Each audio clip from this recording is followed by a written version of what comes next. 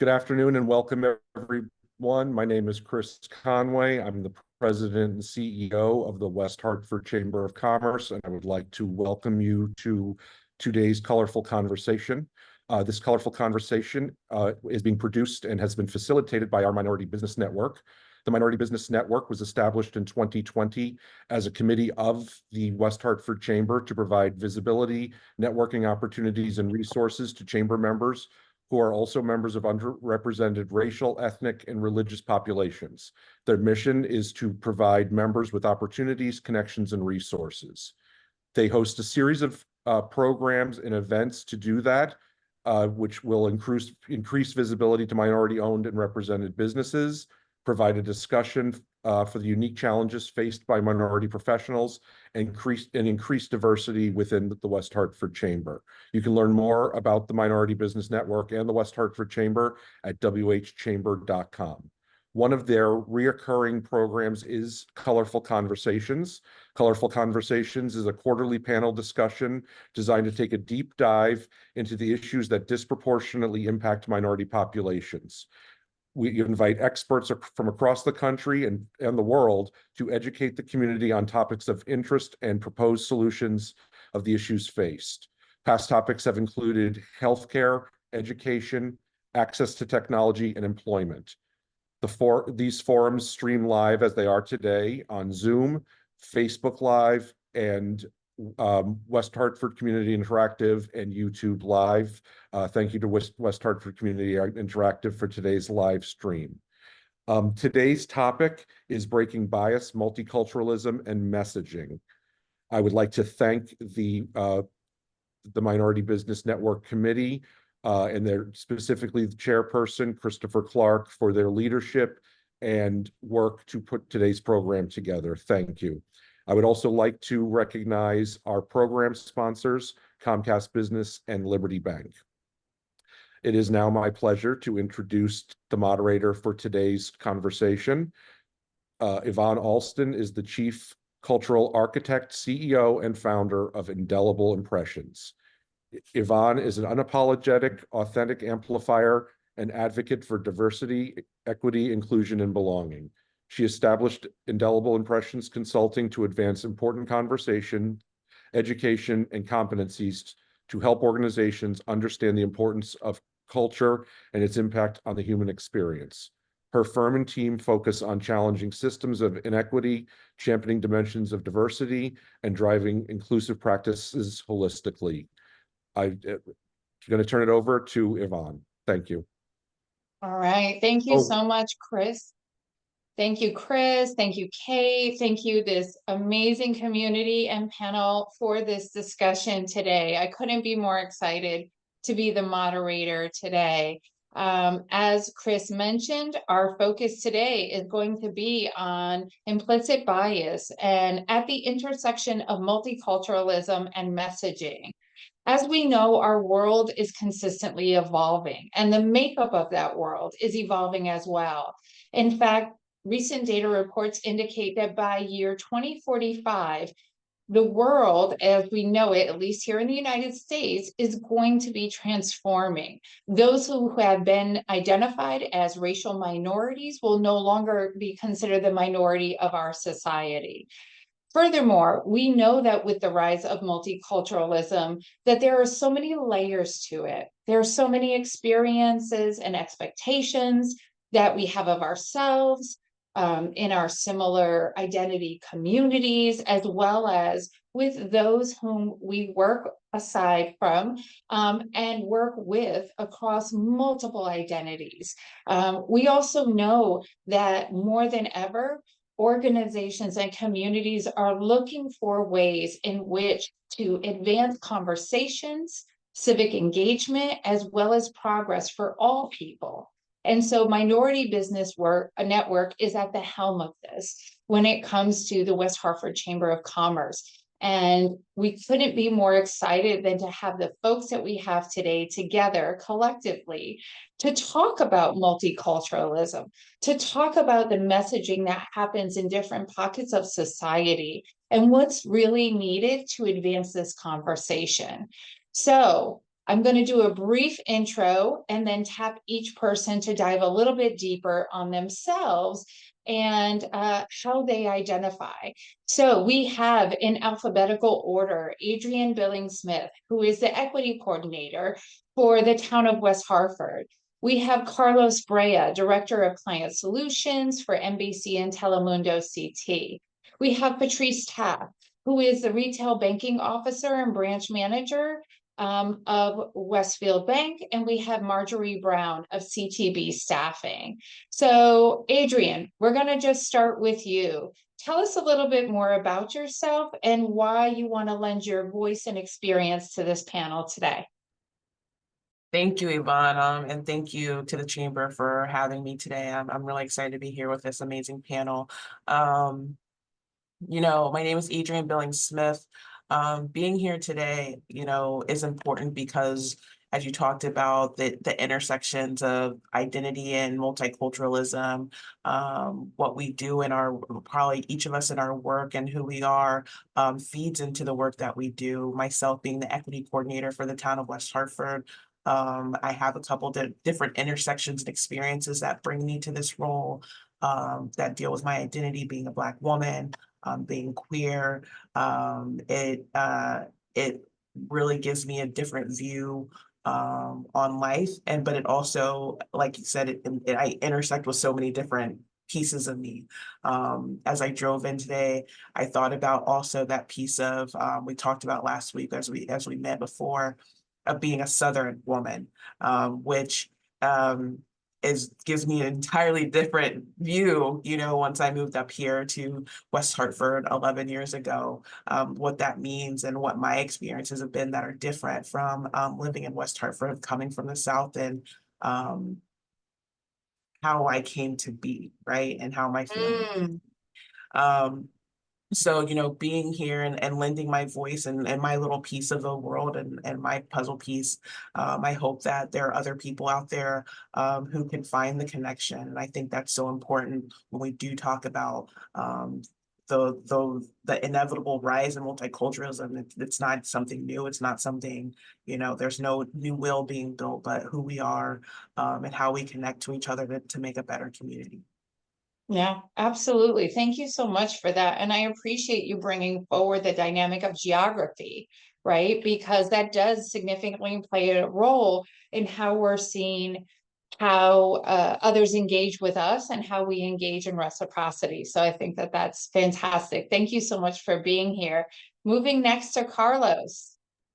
All right. Thank you for having me. Yeah, so I was born in Cuba, and my family immigrated here when I was 5. So we first started in, speaking of regions, right? Grew up in Silicon Valley. That's kind of like where I call, my hometown, near San Jose, California, and then moved over to Miami. And that's when I started working at Telemundo. And that's where I've been working for the last 23 years. So started there, got that Southern perspective as well as when I spent those times there. And when we moved about 7 years ago, the NBC station here bought the Telemundo station. So that's what brought me up to Connecticut to help launch the station here in Connecticut, to help them kind of bring it together. And, that purchase was, relevant to like our conversation, right? Like it's that growth of the Hispanic community. It's that growth of the multicultural community that corporations are seeing, that they need to be invested in it and grow with it. So that's part of what brought me here, and I'm delighted to be a Connecticut resident for sure. Fantastic. And much like Adrienne, having that vantage point of coming from the West Coast, right? And then coming to the East Coast, that vantage point in terms of how people experience multiculturalism can be different as well. And so you bring both perspectives to this conversation today and to your identity and whomever you engage with. So thank you so much for that. All right, we're going to now move on to Patrice. Patrice, tell us a little bit more about you and how you're lending yourself to today's conversation. Hi, yes. So I am the branch manager here, and I am West Indian. So I own it and I'm proud to be Jamaican. So whenever someone walks in and they realize that the branch manager is a woman, and then they hear my accent and they said, "Oh, you're West Indian," it changed the entire atmosphere of the interaction, especially when it's a a younger person in their 20s, because now it goes from they're coming in to just trying to do banking to find out how they can get to where I am, and we have a very impactful conversation, which is fantastic, and they leave differently, you know. So that's part of why I'm here. I recognize that it is important for me to be in the community, to let other people know that it is possible. There are positions in the bank that you can aspire to and you can have a successful career at. Excellent. Thank you so much, Patrice. And last but certainly not least, Marjorie Brown of CTB Staffing. Good afternoon, everyone, and thanks, Yvonne, and thanks, MBN, for this opportunity here. My name is Marjorie Brown, and resident now of West Hartford, but I was born in Honduras, Central America, so a Latina. I came here when I was 5 and lived in New York. So went to New York and came to Connecticut in '98 for college and have been here ever since. I got into the staffing industry because I saw an opening for a position that they needed someone to be bilingual. I had no idea on how to recruit, but I knew that I wanted to utilize my language, be able to help people find jobs, place them at opportunities, and interviewed for the position and utilized that language, and I have been using it ever since. I've started my own staffing agency, CTB Staffing, where I am focused on helping clients hire qualified bilingual candidates, just to be that voice and that person to continue to help customers and help candidates be able to make that match and fill open positions and roles that are needed. So I'm excited to be here, and definitely excited for this conversation. Thank you. And thank you for what you're doing about expanding the pipeline. And I dare say that all of us who are doing this work are doing exactly that. We're broadening the doorways and expanding the pipeline for opportunities for folks who have been historically, systemically, and even modernly marginalized. And so I appreciate those efforts.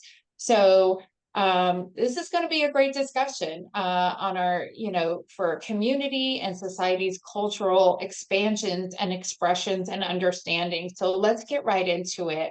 Adrian, your office in particular seeks to advance the welcoming and experiences of different identities within West Hartford.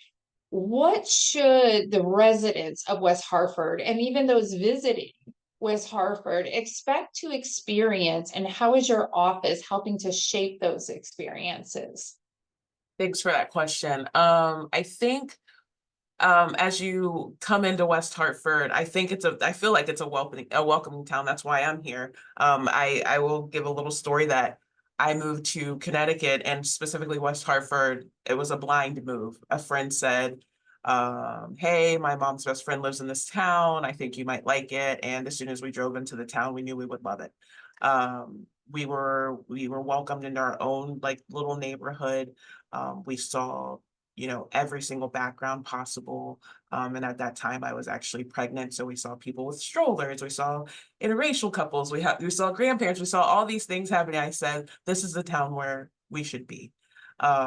And so as I moved into this position as equity coordinator, I wanted people to know that this is a town that we are, in everything that we do. And it's not perfect. I won't ever say it's perfect. I don't think any town is perfect in what they're doing. I think it requires leadership and a belief system, and what multiculturalism, what diversity looks like, what you're looking for, all these different experiences. I think the best story that I have in what we're doing and what I really believe in is, I was talking to a new resident who had come from Texas, and they said, the reason I moved to West Hartford was because I walked into your center and I saw a huge mural of Martin Luther King and other, Black folks that meant something. And I knew this was a safe town for my family. So that's what I want people to know, that, you know, we're working together as a community. We are committed to this work, and specifically my office offering different sorts of programming and events and educational opportunities, not only, you know, internally, where people think this is just an internal position. It's a very much an external position where I offer those stories so that people can have dialogue. I think that's so Yes. important, to build connections, to have dialogue, and people showing up and making partnerships with, you know, our local library is one of the best, you know, the chamber, doing stuff with our economic development team. So I think when you have these partnerships within the organization that bleed out into the community, you're able to really have those real true conversations and get to know people, you know, whether that's dealing with housing or discrimination or any of those things. Having these conversations and getting the information and building off of that data so you can do better, you know, that's what, you know, my ultimate goal is, as a professional here at West Hartford and as a resident. Yeah. And I think that that's so important, because when we think about the experiences that we want to have and the richness that comes from having a diverse community, learning more about people's lived experiences, whether they grew up in the town or they migrated to the town or transplants for work, whatever those dynamics might be, that there's an inherent value in those individuals, in the stories of their lives, and how that can further enrich our own.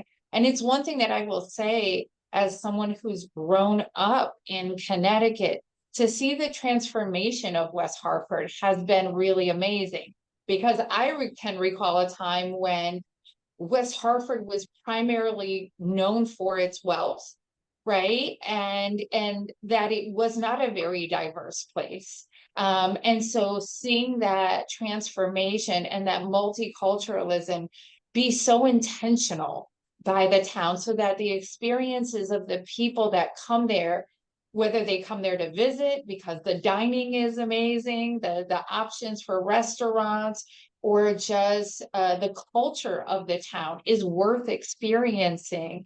The fact that the town has been so intentional about creating that and fostering that with intentionality and meaningfulness for diverse groups of folks is just been really beautiful.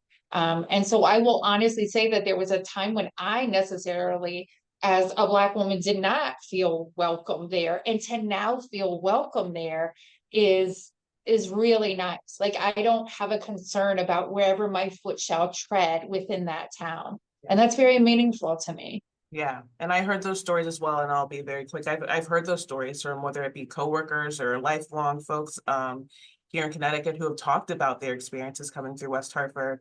And I never wanted that experience. And, you know, people always ask me why, and it's always going to be my son and my niece, and this is their home.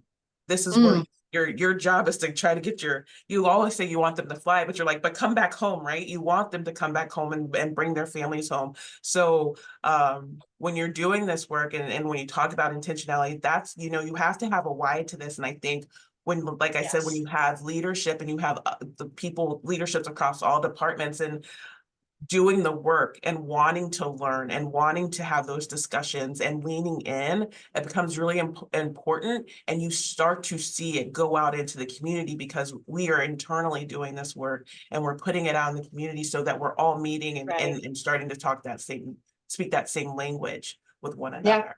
And I think that's really important. Fantastic. Thank you. All right. I'm going to pivot over to Carlos now. Your role is in media. And it has a lot to do with shaping the perceptions and the attitudes towards multiculturalism. So I have a question for you from a business standpoint.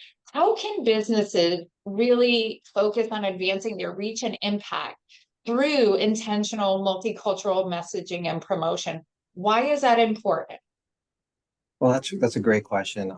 And it's really important, specifically with that stat you gave, that by 2045, you know, the entire population, it's going to be a multicultural majority, meaning for the first time in history, you know, in US history, that white is not, you know, is going to be less than 50%, right? Everyone else, Black, Asian, Hispanic, and mixed is going to be the driver.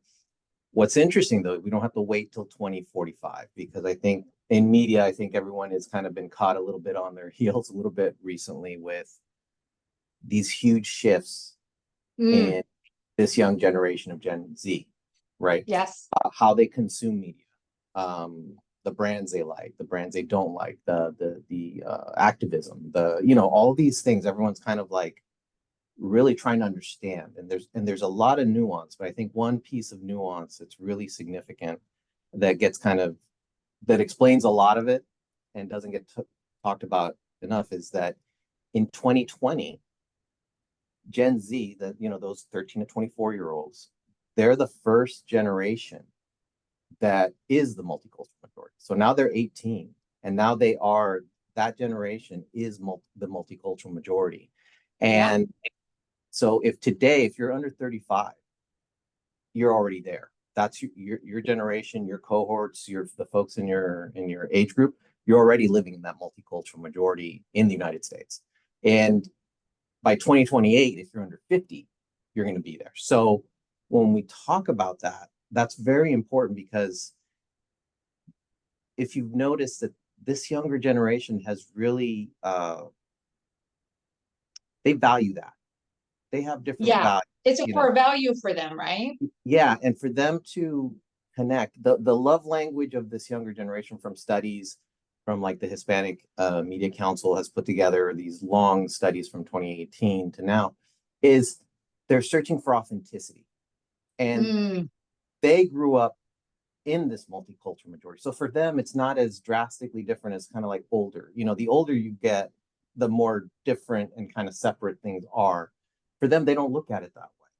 And so if you're a company, and this isn't here in Connecticut, so it's not like just in LA or New York. This is here in Connecticut is a reality. So if you have a business and you're trying to reach out, the interesting thing in all the studies is showing that in general, multicultural marketing, if you put a commercial in culture content, meaning a Telemundo, a Spanish language outlet, a BET, the brand awareness, the decision whether they want to buy or not, and if they trust your brand, actually goes up.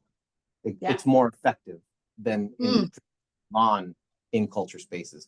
What's really interesting with this group specifically is, even if a commercial and advertising, if you're recruiting, it doesn't, whatever your intention is to reach them, even if it's not in a BET or a Telemundo, and it's on, let's just say, NBC, CBS, but the commercial is representative, meaning there's bicultural, maybe a mixed cultured family, or LGBTQ presence or something, those numbers still go up, even when it's not. So it's really a call for authenticity.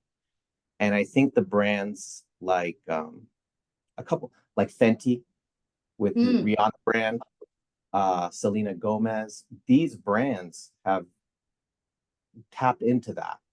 And they understand with their product lines, Fenty offering different shades of makeup.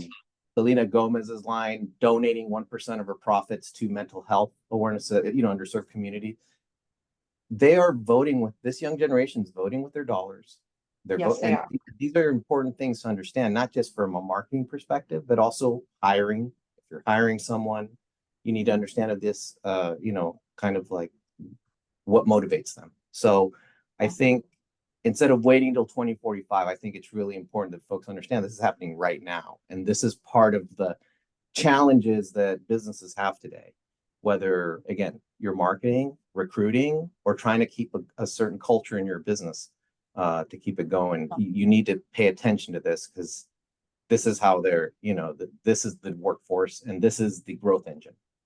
Yeah, absolutely. I think there's so much to unpack with that. And it's interesting because you hit on something that I've always been curious about, is that when I am watching a particular station or particular programming, and I see the intentional advertisements that I will sometimes say to my husband, like, wow, I've never seen so many, if it will, Black demographic ads in a row that are tied specifically to that programming. And I've always been curious, like, is that intended to be so overt, right? That it's like, okay, we believe that this program is going to garner more eyeballs from this particular demographic. And so we want to market to that particular demographic intentionally.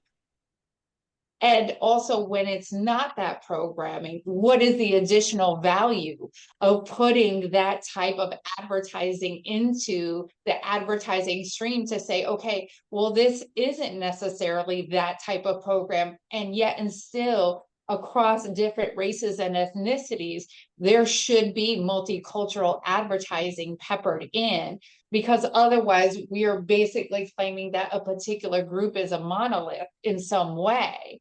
Right? Yeah, absolutely. And that's what you see. I mean, the shows, look, and this is after years of underserving, right? Underserving this generation. It's not like these folks, like everyone just showed up, right? Like it's been around, but now companies are seeing where the growth is coming from, the fact they're very intentional with how they spend their money. And if you're not aligned with their values or whatnot, like they're not going to support it. They're not going to, we call it there's return on investment, which you'll get back because of the scale and the growth, but the return on influence, it's them telling their friends, telling their cohorts, hey, this is a brand, I like it. That's really where you're getting, that's really the value. You want to be good standing and kind of and the interesting part of the research that's come out from that study isn't so much about the Black, Hispanic, Asian multicultural set. It's actually a lot with this young white group. That's really the fascinating. They, compared to their older generation, are way multicultural. They want to know about each other's cultures. They want to share into it. So it doesn't have to be it doesn't have to be just to that one group for it to be appealing. Yeah, it doesn't have to be siloed. Yeah. Yeah, because everyone, this generation, that's a big difference. The number one streaming artist, Bad Bunny, is a Hispanic. Yeah. And to assume that Hispanics are the ones driving it, well, they're a big part of it. But in order for Bad Bunny to be the number one streaming content, Hispanics have to listen to Bad Bunny every day, 24 hours a day, to get that scale. But what's happening is the rest of the multicultural majority is engaged and they want to learn. And that's what that's what we all got wrong in multicultural marketing. We thought when this moment would come, that basically this younger generation would kind of assimilate into, they'd eat more hamburgers and less taco, like they would they would speak their languages of, they would be kind of like speaking English. It's actually the opposite. And I think that's important to know because it's a great opportunity for all businesses to take advantage of. Yeah, you hit on something that indelible my firm has always thought about in terms of the work that we do in DEIB. And it's not just a return on investment. We say, you said influence, we say a return on intentionality and exclusion, right? We call it our radical ROIs. And so there's more of a return than just in dollars that matter. And I think for organizations and communities to understand that will widen their perspectives of why they need to be focused on this, why this is important, and that is not just important to particular demographics, but that it's important to all.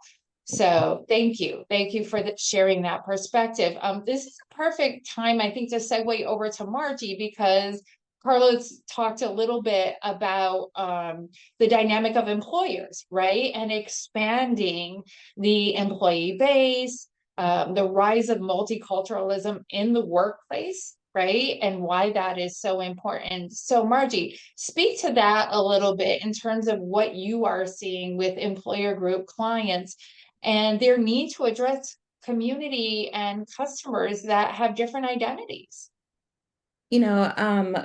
companies are definitely looking to bring on board diverse staff, and it becomes very difficult sometimes for talent acquisition to focus specifically on that, right? Because we have, when I say we, I'm going to include myself in that whole talent acquisition circle, but we have so many other positions to fill, but the ones that are lacking, say for instance, if we need a Spanish speaking sales representative or an account manager, there's dollars that are being lost by companies, right? When they don't have these right candidates or these qualified candidates in those positions. So companies are looking for diverse candidates. They are in need of diverse candidates.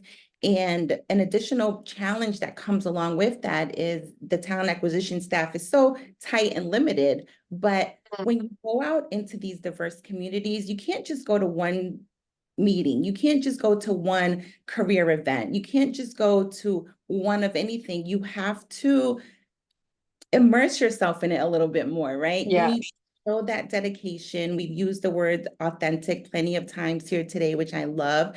And the companies have to show that authentic side of them, that they're inclusive and want diverse candidates to come in. And it's going to all the way through. It's going to go from the sourcing of the candidates to interviewing the candidates, right? Have a diverse panel of internal staff that is interviewing as well, because everybody wants to see themselves in someone else, right? When they're interviewing, representation matters. Yeah. it absolutely does. They want to see themselves in that. If a candidate is coming to visit your site, your artwork, your social media, your media alone, your commercials, all of that, because companies are, invested in their reputation as well, right? We talked about Gen X, Gen Z. They want to see that. We want to see that companies are invested in bringing on, diverse candidates. So it is high on their radar. I specifically was talking to a client who wants to hire more women, who wants to bring on more Latinos into their industry.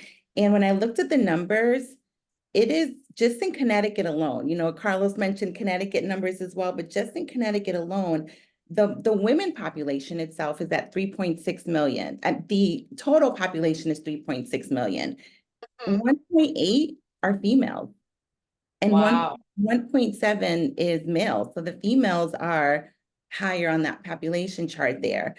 This particular client only has 4 Latino Hispanic reps that work for them.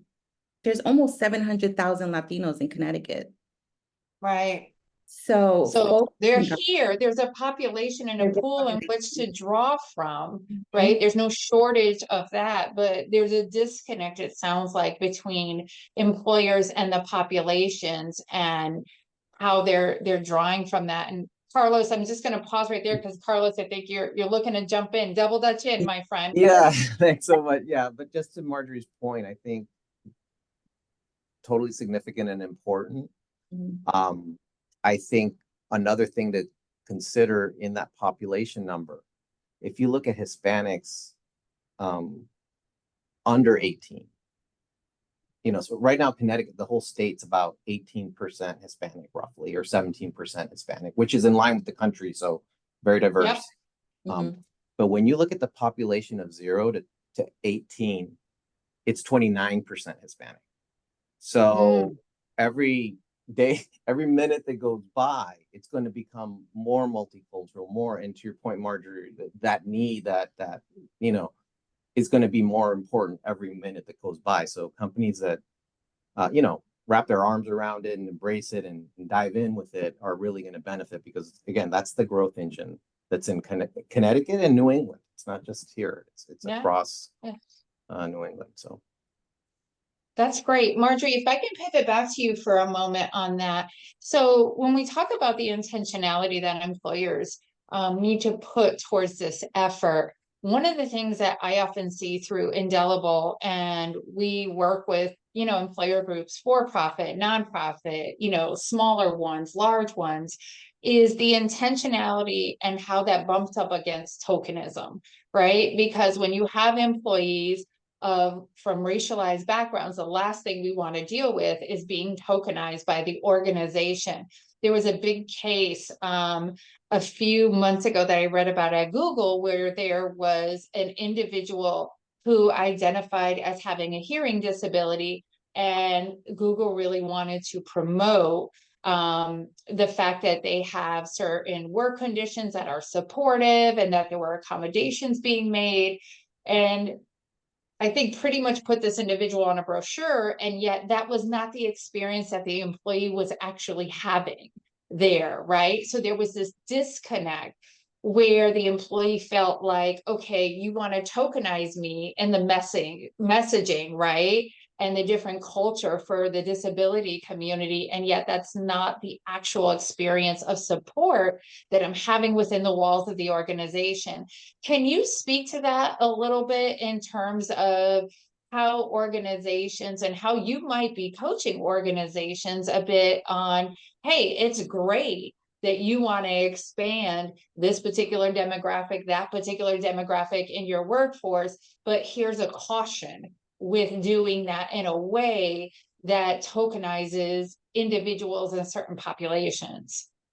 Companies really need to, Yvonne, just establish a fair hiring practice all the way through, right? If people are getting assessed for one position, assess everyone, right? And do those assessments all the way through, because you don't want to separate anyone. You have to walk that fine line of making sure that the interview questions are all happening all the way through, that hiring managers aren't skipping parts of the step because they kind of figure, oh, they can't, or oh, they can, or oh, this, or oh, that. It has to all be consistent. And when I say them, hiring managers and companies understanding that consistency is going to keep them out of trouble as well.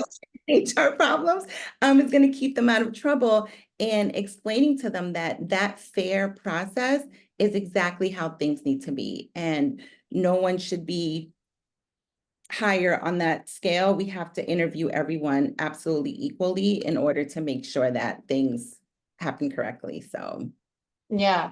I agree. And I think part of that will come with when an organization is doing it from a perspective of authenticity, married with that intentionality, and understands the value of diversity within their organizations. That it's not just about numbers to say we have so many of this, we have so many of that, but understanding the incredible value of individuals, both lived and professional experience, as well as for certain ethnic populations, right? Why they need to be included and have the opportunity to impact that organization with their ideas and their innovation and how they look at the world and problems. I think that's what's really important. So thank you for that. Speaking of which, Patrice, banking, financial services, right? This is an industry and a sector that has a very interesting history as it relates to giving financial support to what has been historically marginalized populations. And I think the banking industry has come a long way in many respects. However, there are still some challenges there. So with you being somewhat at the front lines as a banking manager and as someone who's trying to drive greater representation in the industry, speak to that a little bit more about what you've seen, how things have improved, and where we still need to go. So when I wanted to back up to when Carlos was speaking about marketing, I actually perked up because in my office, there's literally a marketing poster of a Black family, like right there. And every time we get a new marketing poster, I'm like, is it ever? I was like, I'm not getting rid of my poster. I'm hanging on to my people, right? I can but understand it. I Yes. yeah, and so, but as time goes on, like we're up to the point, like we have 3 posters in here of a black, either a black family, a child. I think another one is like a teenager, somewhere in their early 20s, which to me is fantastic because yes, like I started banking 20 years ago, so like early 2000s I started banking, and it was different. You know, the demographics, my coworkers were different, customers, how we reached our customers and who we reached was different. But going through the years, I've seen a shift, but I do agree, we still have we still have work to do. There's still areas to improve on, but I do see a shift. I see a positive shift. And one of the things that for me that I've seen is like from when I started is bankers or banks are more intentional about going to the different communities, the different underserved communities, or communities of people who don't know that the resources are there or how to access it.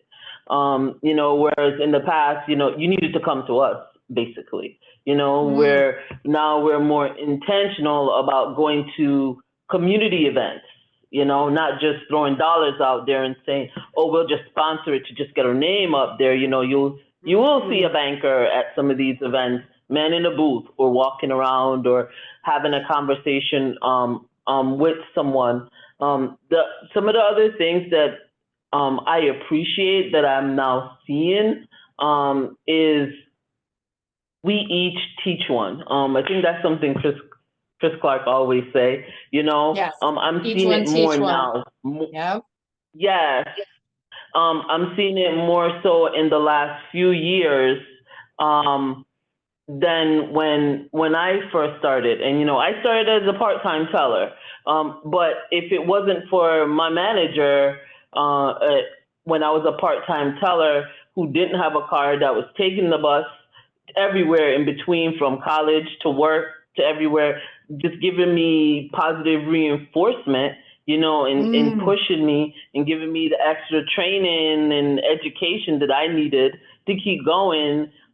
Just as a part-time teller, I probably still wouldn't have been here, So as time goes on, but that's an anomaly. That's not for everyone, especially when I started.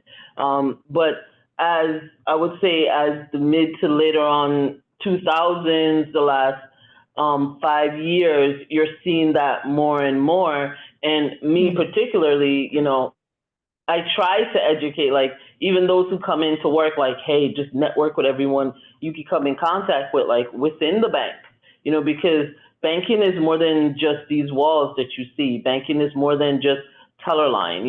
This is a huge industry. You never know who you can meet, what you can do. So for me, I think, like, people don't really know that there's still opportunities there and how to access it. But that's just because, like, there's not enough of us there yet to be able to share the wealth. But as we're getting there, I think it's growing. It's certainly improving from when I started, which to me is fantastic. And then, one thing I would also like to say, like, where banking is going, where it comes to, like, the services and products, like, you'll see more, like, in, like, community banks, the true community banks, you'll find more low cost, no cost type of banking where you can find a free checking account versus, a few years ago, you're charging a monthly fee. Like, basically almost everyone unless you went to a credit union, you were being charged some kind of a monthly fee or something to just keep your money in the bank. Just to keep $5 in the bank, you're charged $7, right. And which is rough for an individual who's like, I'm living paycheck to paycheck. So to see that, you know, banking is coming along where they understand, like, you know, some of these ancillary fees is not advantageous and you're keeping people out, is huge. Yeah. And it's interesting you mentioned that, because when we think about racial wealth gaps in our country, right, a lot of that has to do historically with the banking industry in many respects. Yes, real estate as well, but also banking. And I think when we think about social status and we think about socioeconomic conditions, regardless of how someone identifies racially, if it's hard time, right? And you want to go ahead and put money in the bank and you want to be able to gain interest and things like that, and not necessarily have to pay a fee that eats away at your liquid cash. I think that that's really important in thinking about the starting lines for different populations, that they have been different historically and they still are today. So to create more opportunities where people can not only gain more wealth because they are more seen, more appreciated, being given more opportunities in various workspaces and in community, then by broadening out how we are appealing to those individuals and creating new systems for wealth management, right, is a key factor in that. And I think that's at the core of this whole conversation in many respects, is that the systems that have existed for a very long time, although being based, and I'll just speak to it from an American standpoint, while at least offered in writings in our Constitution and so forth, that were supposed to be for all, when it came to the implementation side of things, those things did not necessarily match up, right, in terms of there being opportunities for all, and so forth. And so I think that it's really great for me now, to be able to see where the institutional rules of organizations like banking and certain industries are changing. They're catching up with the times, and it's not as holistic, perhaps, as we would like it to be, and not as fast as we would like it to be. But I am grateful for the small wins. I just want us to see a momentum continue so that there is more broad appeal, as well as broad valuing of the different voices, the different identities, and all of that. So I would like for us to pivot back. Is there anything that the rest of our panelists kind of want to speak to from an industry perspective in terms of multiculturalism and where you have your eyes set on? If you were to say, like, these are the goals that I have, let's say for the next 3 to 5 years for myself, for the work that I'm doing, what does that look like? And I'll pivot back to Adrian, whom we started with, to kick that off.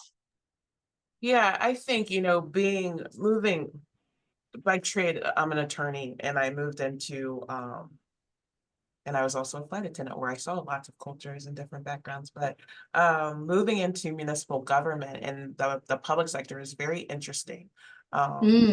It is dependent on sometimes the communities you live in and what they look like, but majority of the time and historically have been very white municipal government, even in Black and brown communities, and what that looks like and who you're representing. And I think as I move in and do this work and work with all my partners and department leaders, what does that look like? What do these experiences bring to the table? Because we are a customer service organization at the end of the day. And when we're serving our customers, aka our residents, when you come in, and it goes from just being greeted politely to, who looks like you. There's a wide spectrum of what that looks like in representation, but, ensuring that the people that are working in this organization reflect in some way or connect to our residents in some way. Recently, some of us started wearing pins of the language that we speak, our native language, to, starting taking, So, yes, to yeah, pronoun pins as well. So doing all of those things so people feel connected when they walk through the door is huge. And I'm thinking back to Marjorie or Carlos, like when people are saying we're gonna go and we want more of this or more of that, like sometimes it's not realistic in what you're looking for, what you're trying, because it's inauthentic, because it does become yes, a tokenism. What yeah, you're looking for is connection between people when they recognize yes, each other, because if you're only doing something based off the color of one's skin, and that's what we've been trained to do at this point, then you're missing out on a complete identity and all these cultures and all of these things, that the experiences that a person brings to the table. So when, by wearing some of those pins or speaking or being able to speak your native language or whatever you're able to do, when people hear that, they are comfortable, and then they will continue to come, yeah, and they will bring more people with them. And if they hear that and they see that that's happening there in for me in the municipal government industry, then they're more likely to say, oh, they accept me. Yeah, I would apply for this job. Oh, I am yes, qualified to be there. Oh, I do belong there. And I think that, when we sit here and we try to fit people into this puzzle in this weird way, we're missing out on a lot of great experiences instead of sitting down and finding those connections between one another. I and just, oh, sorry, Yvonne. please, no, go, Marjorie. You know, Adrienne, thank you for saying that too, because one of the things I was going to say is that it doesn't happen overnight, right? There is a nurturing process that goes along with it. There is that communication process, and that, just integrate yourself with that community. As I mentioned earlier, you can't just go to one career fair one time out of the year and think that everyone's going to come want to work for your company, right? You need to represent yourself authentically. You need to become a part of who you want to bring into your company, because that's Yes, the way that they're going to say, I want to work for them, right? I see myself there. I want to be there because this is what they've shown. They haven't just come to one meeting. They haven't just showed up at one event. They're here. They're here all the time, right? So employers need to focus on that. And again, it is challenging, but if you want to bring in diverse candidates and you want them to see the value of your company, you need to show that value out to the community as well. So You have to do the work, and that's why I said in the very. oh, Adrienne, you went on mute. Oh, Sorry. As I said before, like it comes down to leadership showing that they want to do the work. And yes, as you see that happen, and it starts to, go down into others in an organization, it does become authentic. And sometimes it is a fake it till you make it, because what you don't know, right? And as you're learning it and you start to believe it and you start to say it's that affirmation piece where you're going, I am beautiful, I am whatever, and you start to believe those things because yeah, they're real now.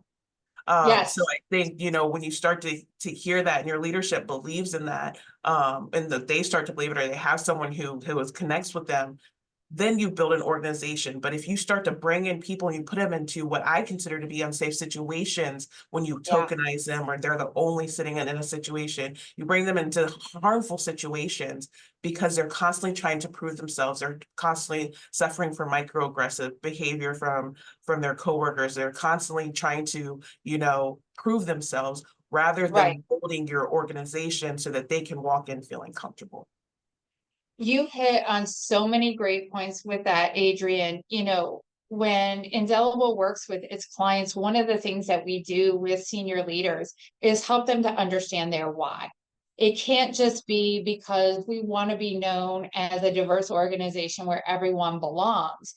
You have to understand the leadership needs to do some deeper dives within themselves as to why this is inherently important to them as a human being, first and foremost. And then why is it important to your organization? And they need to wrap their arms around that story, right? To understand so that they can speak to it with that requisite authenticity and intentionality for others to be able to say, and then for them to rather cascade that down throughout their organization so that it is very much a lived experience. So should someone step outside the walls of the organization and they see promotions and messaging, as Carlos mentioned, through social media and commercials and so forth. If you're an employee of that organization, you can say, yeah, that's a real experience. That's really true about them. Instead of sitting back and going, oh, well, there's lip service again, and you get a big P for performative. And that's nothing, in my organization, yeah, they talk the talk, but they don't walk the walk. Right. And so it is really important to establish that as a baseline. And then additionally, for everyone to feel that sense of belonging, we often say at Indelible that belonging is an outcome, right? That when diversity, equity, inclusion work together intentionally, consistently, synergistically, and successfully, you'll get belonging. And that's what everyone is looking for. Whether you join an organization, I mean, heck, even out in society, if you join a gang, it always comes back to belonging. People want to belong to something greater, like the YMCA's slogan is, right? Everybody wants to belong to something greater. Everybody wants to belong to a place and a space where they can step into it and say, I am welcome here. I am included. My voice and my perspective deserve to be here. I'm not afraid to share any part of my identity or my lived or professional experiences in this space. And even if people don't agree with me, there's going to be at least a fundamental respect for me, and I am yet valued for all of that I bring to the table. And I think that that is something that we're trying to, at least on Indelible's front, impact into organizations and communities that we're serving. And I think that that's really important because that's what people are looking for. Carlos, you spoke to that from a demographic standpoint when it comes to generations, right? That there are generations that this is the norm for them. They are expecting this, especially as they go into employer groups and different communities like that. People vote with their feet, people vote with their dollars, people vote with their likes or dislikes on social media, right? And I think that that's really important. Can you speak to that a little bit further in terms of your vantage point for future state because of those facets? Oh, yeah, and I think it's a great point. I think, like as a company, as a media company or there's all layers of things in the next 5, 8, years that we are, embracing, whether it's from the production side, making sure that movies and programming, it reflects this generation and what they want to see and how they engage, and that our talent has the same perspective. So there's a lot to that. And I think a lot of the hesitance from companies and from people, it's almost, I don't say in vain, but it's like the resistance, you shouldn't resist it so much, because when you look around, if you just walk around anywhere in Connecticut or whatever, the businesses that are opening up, you'll see the multicultural influence. You'll see the business owners who are opening these businesses. What do they look like? Where are they from? They're serving exotic foods and content. I mean, just content alone. Another interesting fact from that study, 70% of us who are in this 18 to 34 demo jump around cross-cultural content every day. They could be watching something on whether they speak English, Spanish, it doesn't matter. It's just this younger generation in general. When they could be watching a Telemundo program, and then they'll watch Squid Game, which is a Korean show. They'll watch anime. They'll watch SNL later in the, they'll watch all of this in the same. So I think in the next 5 years, whether it's a media company or if you're in a marketing role, those are the things you want to keep in mind. But I think the fear of engaging, I think the one thing I remember, if you're familiar with Norman Lear, he's a famous television producer. He really helped kind of like bring these conversations to the mainstream America when it was a really, Yeah, tough Archie ask. Bunker and Yeah, the those Jeffersons, shows. all those great shows. Yeah, He had a quote when he was trying to, they were asking, like, how were you convincing these networks to do it? And he would say that, like, it's not only a good thing to reflect where you live, right? But it's wildly successful. So Mm, it's a matter of those businesses who are hesitant, like, don't be hesitant. Dive in yeah, and, like you said, just authentically engage, and you'll see the benefits. I think the only concerning part when you mention social media is a lot of great things happen in social media. Like those brands that we were talking about before blossom because of social media. In many cases, they devote a lot of attention to it, and it brings a lot of awareness. But a lot of the algorithms that are built into that and that are going to be built into AI, there's a lot of like implicit bias that's built in to the so like correct.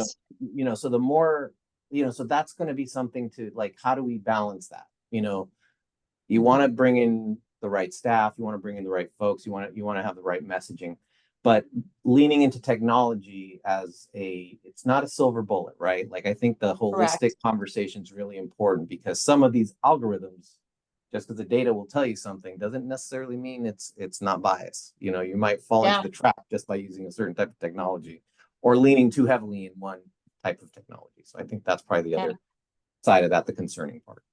The other caution, yeah. And I recently had a discussion with one of our clients. We were talking about why people are so afraid to try. And I was saying that, the whole notion of calling people out and holding people accountable and cancel culture, in my perspective, as the leader of Indelible, is that it has not done us as much good as originally intended. Right? Because while it has been important to bring things to the forefront, to discuss some of these issues and these topics, and to hold some leaders accountable for their intentional missteps, we also, I think, many times have lost a sense of grace and forgiveness for what people didn't know. Right. And when people have made mistakes. So now we are on the flip side of that in many respects, where now people are so worried about being canceled that they don't even want to try for fear of making a mistake.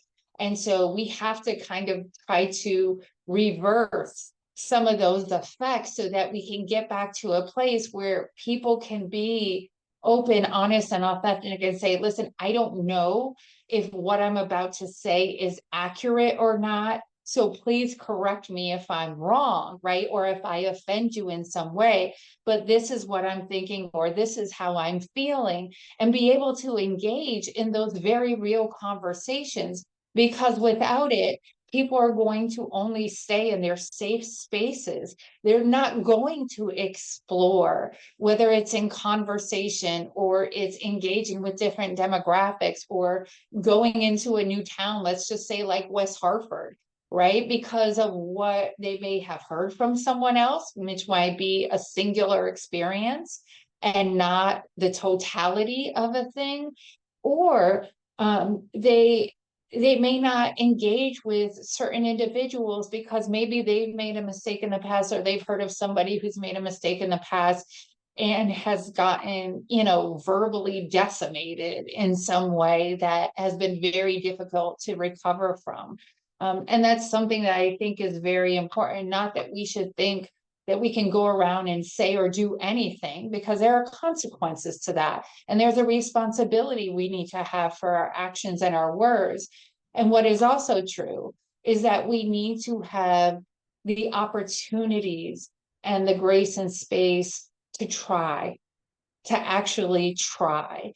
And if we can get people back to trying, I think we can break down some of the barriers and the siloing that exists in communities and in society, so that multiculturalism isn't like a thing as much as it is a way of engaging and acknowledging with a global mindset versus an intentional marketing tactic or appeal or a way to further diversify a workforce that will understand the value of it all and will come to it with that with that mindset. And heart set. I'm just going to throw that in there because I think both are necessary, right? Because oftentimes it is the heart that leads what we say and what we do, or what we don't say and what we don't do. So pivoting over to Margie, forecasting into the future as it relates to this. What are you seeing, and what would you like to see employers do differently as they go forward? I'm seeing, the need for hiring diverse candidates, which is great. And I would love to see employers really, really take the time out for that talent acquisition person and that staff to be able to do so, right? And with so many positions that are open sometimes, that need for diverse staff it's there. And we can't just say, well, I couldn't find the person, so here's somebody else, like here's this one. No, you can find the person, right? Put some legwork into it. Find out local organizations, find, network. Please mention networking, network with others, talk about the positions and the roles that you're looking to fill, where you're looking to make a difference at, and get the word out there, not just by having a job posted on a job board, right? But get yourself out there, let that talent acquisition person do that part of the job. And once employers realize that it's not just, you can't throw everyone together, that talent acquisition, that recruiter needs to get out there and let that person be in the community. I think that once employers really, really see that, they'll see a big difference in them hiring diverse candidates and bringing them onto their organizations. That's what I would love to see. I think that's great. I want to answer a question that we got in the Q&A from Angela Bell. How do we get employers to change their hiring tactics to attract and retain people of color? And I think you just hit on that, Margie, very well. And it is about the intentional engagement in community and various communities, so that TA has the ability to bring forth candidates, whether they're getting tapped in at the high school level or at the college level, being very intentional and strategic about the partnerships that are being built across communities to really understand that. I was talking to one of my clients recently, and they provide healthcare services and substance abuse and misuse services, and they were saying how they're being much more intentional about engaging with different communities, and not just, one might say, the typical marginalized and oppressed communities that are Black and Brown, but Polish communities, different Middle Eastern communities that have come into the state, whether that is through refugee systems or just the fact that they've come over here for opportunities because they hear that Connecticut and the Northeast is more multicultural and more accepting and greater opportunities to have upward mobility, etc. That is very important, is connecting with people from these different populations and these different groupings, so that they can be partners in expanding the pipeline, expanding the doorway, expanding seats at tables. And as I often say, it's not just a seat at the table, but it's the ability to have the microphone too, because you can sit at a table. I've been there. You can sit at a table all day long and be invited to have that seat. But if you don't have a microphone to speak, or you don't feel psychologically safe to do that, your ideas, your creativeness, and your innovation may never, ever get out there. And so I think that that's really, really important. So Angela, I hope that we've answered some of that for you today throughout the various facets of this discussion. And I think also what Carlos hit on as well, in terms about the intentionality of the marketing and not tokenizing, but being authentic and true to wanting to connect with the communities, right? It goes back to the premise of intent versus impact. Intention matters greatly, and sometimes they don't always line up, right? We can have those good intentions and the impact can go really left. But I dare say when there is authenticity and care focus into that intent, the impact will, I think, most oftentimes have the greatest opportunity for success. And I think that that's very true. Patrice, for you, banking industry, long game. Well, for me, it's a two-prong. One is the financial literacy of the community, because I've been intentional about going into Hartford, because like I'm like, yes, I'm in West Hartford, but here's Hartford, we're right here, you know, and then inviting them to come to me, or I'll go out to other events. But it's just educating individuals and seeing more people grab a hold of their finances and just understand the basics of just saving and budgeting and understand what it means when they are in retirement age and leaving a legacy for someone. That to me is huge. Like that's where my biggest, like, you know, I put all my efforts in, if you will, you know, and when I invite people here, you know, the main thing I always like to say is yes, we're in West Hartford Center, and you know, the parking in West Hartford Center, but not everyone has a car, you know? So I try to be purposeful when I'm delivering that message. It doesn't matter where I am and I'm delivering. I'm like, the bus stops in front of my branch, coming and going. And you just walk down the block and catch the bus in a different direction, you know? So it's just, and you know, the town line is down the street, you know? So I try to draw that distinction as like, we're not separate. We're not out in West Hartford somewhere where you can't have access. You have full access, you know? And so that's where I am, is just trying to get that word out and for it to grow more and more. I would love for one day when someone walks into my office and they see that the sign behind me that says branch manager, and they're not like, you're the branch manager, that is so awesome. Like, it's more like, yeah, you're the branch manager, that's expected. You know, like that's my long game also, you know, like, you know, I would love someone in their 20s that walk in my office and like, yep, I'm on the track to like have your job. I'm like, rock on, you know, like that's where I am. Yes. Yes. I absolutely love that. And that's so true. I mean, you hit on generational wealth and the opportunity to actually leave a financial legacy, even though our starting line, as I mentioned earlier, is different for certain demographics and populations. But I do believe that if we can reimagine and redesign some of the systems and take down some of the barriers that have been there, and that requires all of us, no matter how you identify, that requires all of us to care enough about it that we can actually start to create the parity of opportunity and experience for all.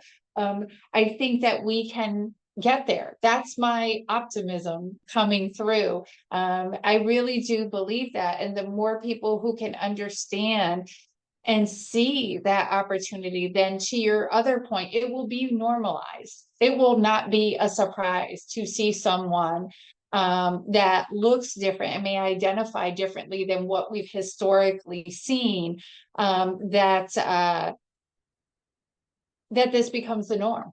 And it becomes widely accepted and respected, because that is a continued challenge for us. I want to hit on the notion, because I think we've kind of spoken about it, but haven't hit it directly, is this whole notion of discomfort, right? And we know that a lot of what we've heard in society, and the tagline was, we need to get more comfortable with discomfort, right? And one of the things that Indelible is working on, and I'm genuinely curious as to what the panel thinks about this. So this is kind of like a real-time feedback loop, if you will. So, and I won't take offense, because I'm actually asking for your expertise and your lens. We've been talking about possibly changing the framing of that to be more focused on the fact that we feel discomfort many times is rooted in something we don't know yet, whether it's information we don't know yet, language we don't have yet, a skill set we don't have yet, something we don't know how to do. But it is fundamentally rooted in oftentimes the lack of information or ability. What would happen if we reframe that to be more of an opportunity? That discomfort is rooted in an opportunity for growth. So our mindset changes how our lens looks at that, right? So we are instead, when we start to feel a sense of discomfort and we shut down, we don't talk about a thing, we don't do a thing. Instead, we lean into it like, oh, this is just an opportunity. This is just an opportunity for something I don't understand yet, or something I don't know how to do yet.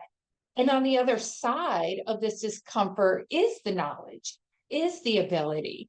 And so the window of discomfort is therefore shortened dramatically by that.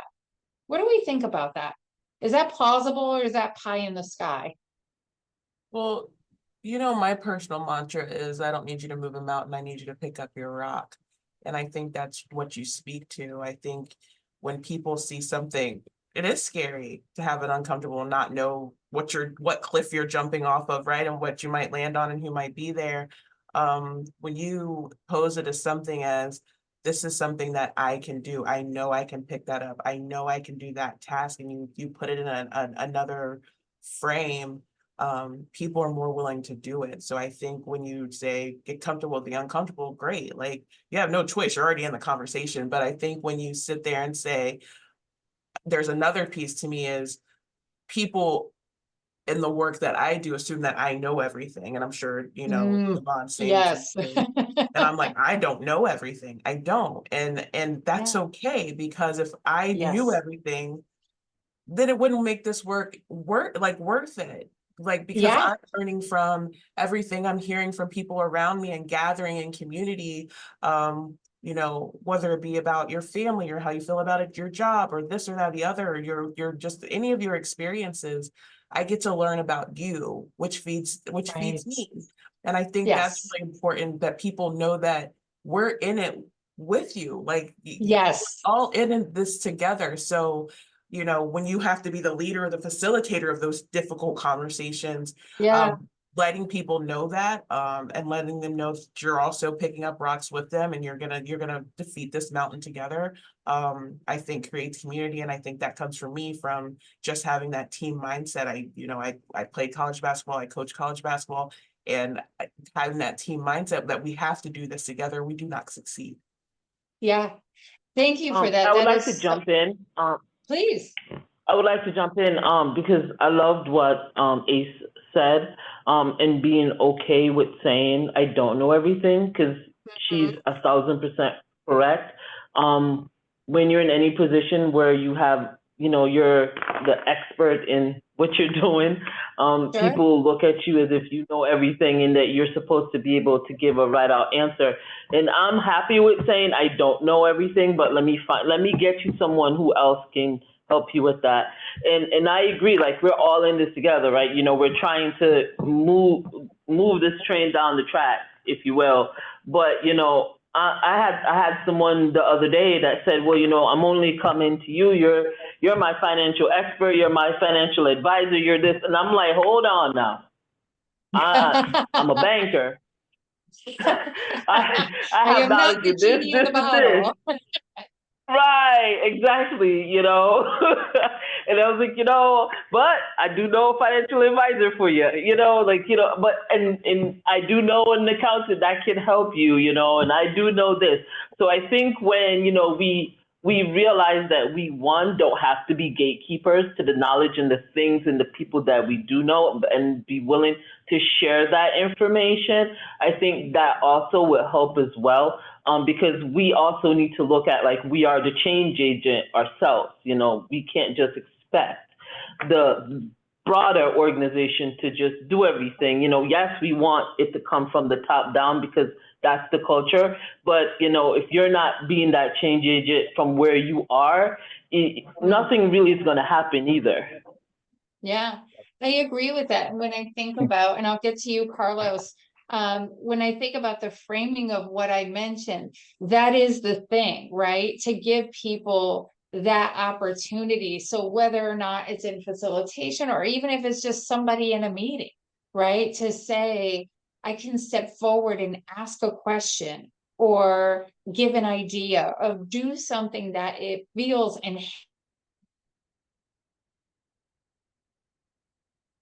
inherently uncomfortable to me, right? But also is knowledge that I didn't have before. So that builds. So if I could do this one thing now, I can do it. I can replicate that experience.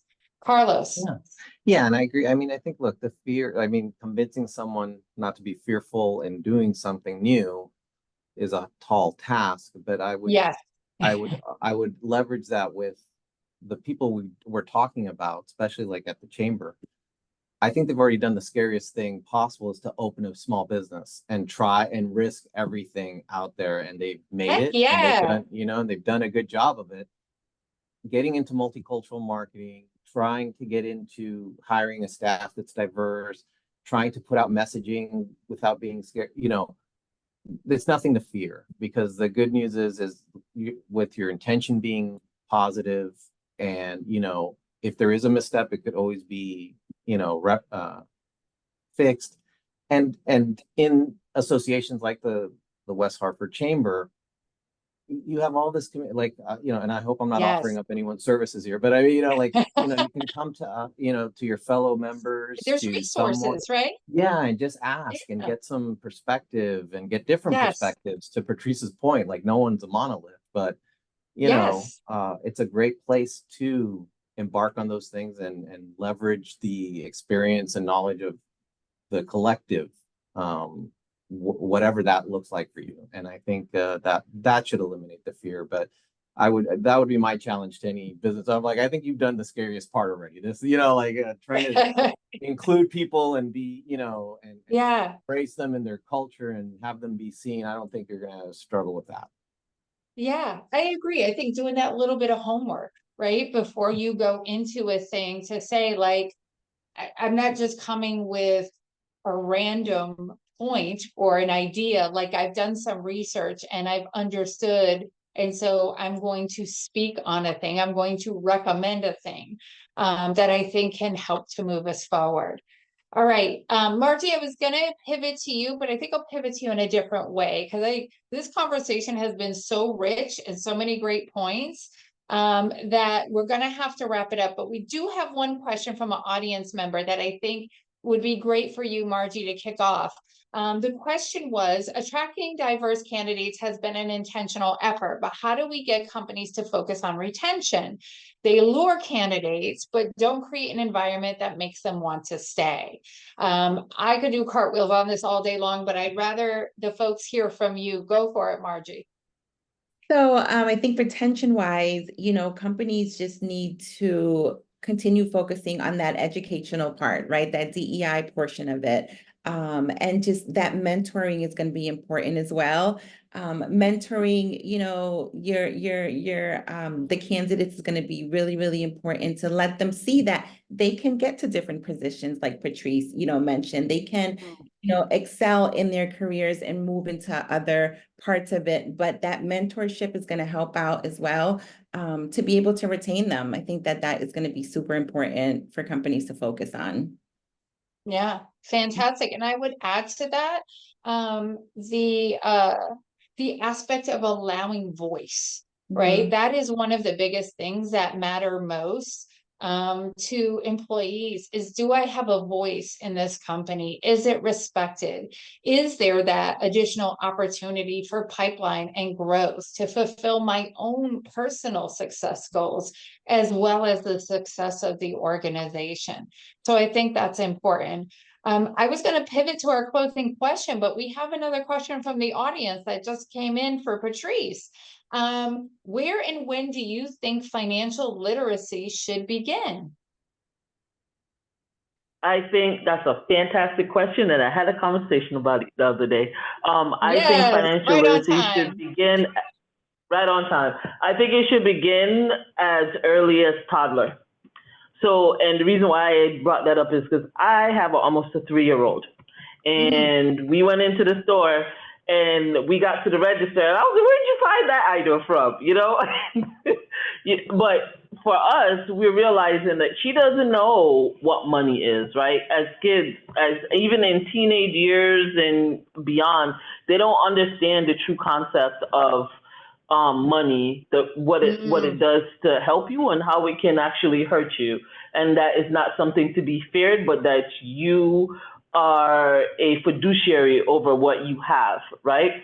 So I believe that if you are taught this at a young age, as just to say like, okay, you know, you go to the store, here's $1, we got this $1 because mommy and daddy went to work, or, you know, and this is what this $1 can buy, you know, and then when they give them play money, have them pretend to have a bank, have them pretend to have a store, you know, you just teach them, make it fun. And as they grow and they learn, you know, then you can go into the weeds. You can start to give them more other real world applications. But the sooner you start children, then they will always have that foundation. So that when they get into adulthood, when things happen, when red flags pop up, they're able to say, wait a minute, that's not right. Let me reset. Because this is what mom and dad or X, Y, and Z taught me at an earlier age. And also when you start to talk about money, when your kids are young, you normalize it. It's not like a taboo kind of thing. I'm not saying as parents, you should tell your kids what you make and everything, and then let them know that, you know, this month we broke and we just gonna eat some ramen noodles. I'm not saying to do that, but just be realistic so that they understand and bring it to their level. So as they grow, they can appreciate it. You know, I think it's important, like as for children, to start saving from when they're small, and include them in that as well. Use the actual piggy bank if you want, or if you want to be, you know, modern, however you want to do it, but include them in that so that they can understand. Because once they start understanding money from when they're young, when they get older, they're going to be able to maintain it. What if you work for 40 years and then you leave your legacy to them, and now they're like 30 and they don't know what to do and they blow it? Right. You know, that you just wasted all that time and effort that you did. So when you start them off young, then they can actually continue it, and then it turns into generational, right? Yes. It's not just going to stop with them.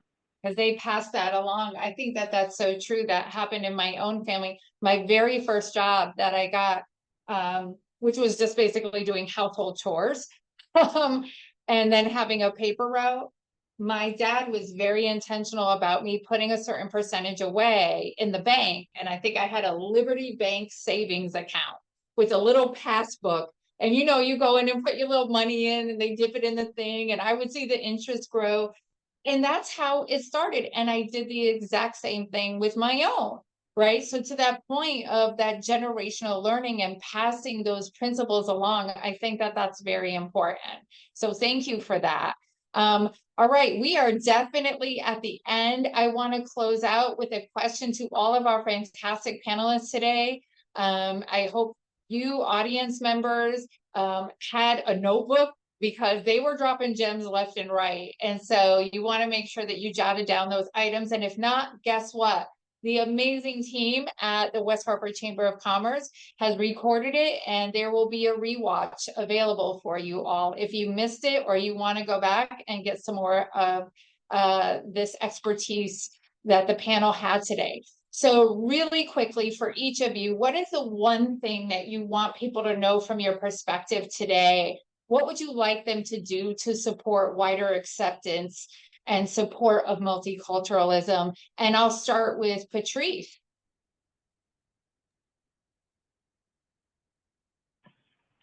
The one thing I would like them to do is to just share their knowledge. Share your knowledge and what you have. Because by doing that, you're then helping the next person, and then they will then share what they know, and then they will break down that that stigma of gatekeeping. Yes. Well said. All right, Adrian.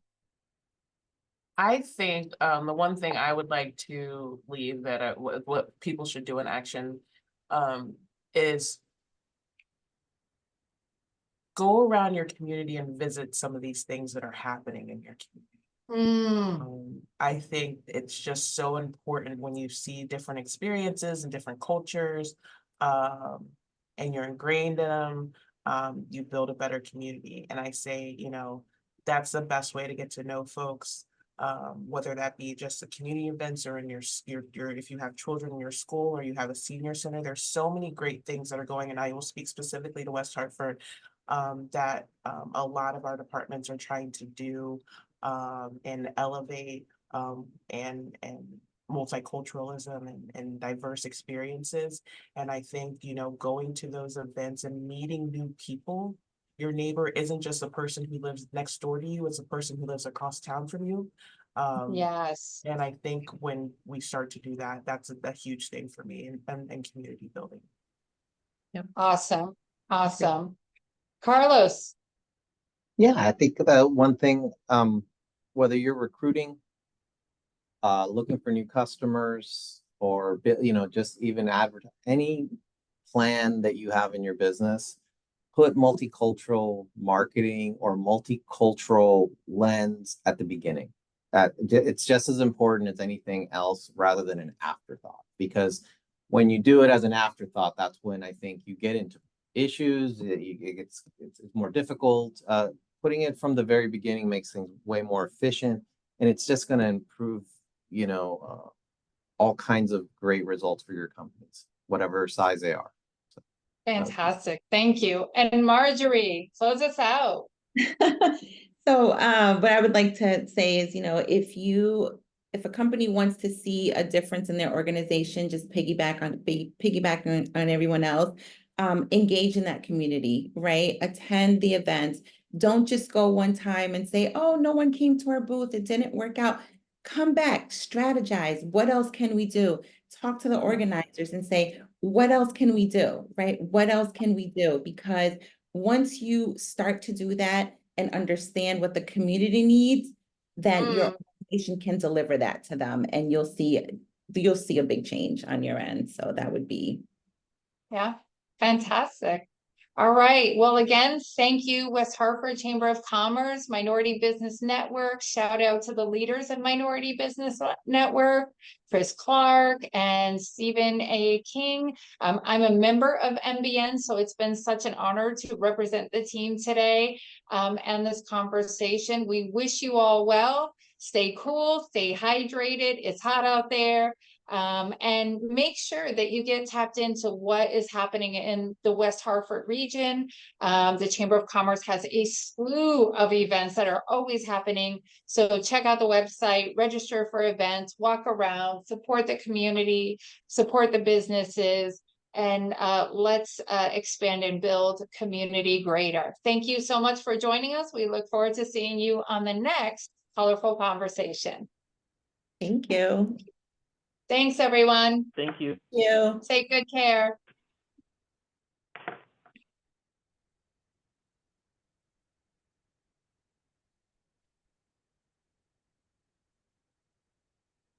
Are we done?